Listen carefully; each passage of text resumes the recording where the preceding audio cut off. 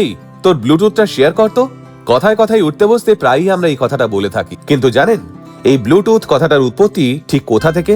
এই ব্লুটুথ নামটা আধুনিক ওয়্যারলেস প্রযুক্তির সঙ্গে যুক্ত থাকলেও এর উৎপত্তি কিন্তু একজন ভাইকিং রাজার নাম থেকে। হ্যাঁ, এই রাজার সঙ্গে একটা মজার গল্প জড়িয়ে আছে।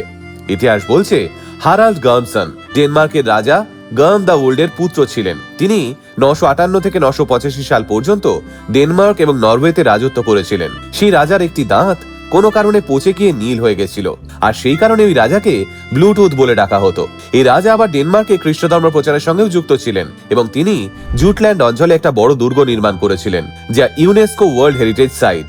এছাড়াও তিনি ভাইকিং যুগের একজন গুরুত্বপূর্ণ নেতা ছিলেন, যিনি বিভিন্ন উপজাতিকে একত্রিত করে দেশগুলোকে শক্তিশালী করেছিলেন। 1996 সালে ইন্টেল, এরিকসন, আইবিএম এবং নোকিয়ার মতো কোম্পানিগুলো একসঙ্গে বসে শর্ট রেঞ্জ রেডিও প্রযুক্তি একসঙ্গে করার জন্য একটা মিটিং করে।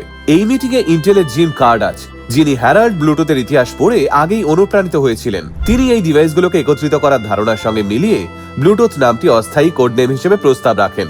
আসলে এই রাজা একাধিক দেশকে একত্রিত করেছিলেন, ঠিক তেমন ভাবে এই ব্লুটুথও কানেক্ট করে একাধিক ডিভাইসকে, তাই সেই থেকেই এই ব্লুটুথ নামটা রাখা হয়েছিল। যদিও প্রথমে অস্থায়ীভাবে থাকলেও পরে এটি স্থায়ী নাম হয়ে যায়।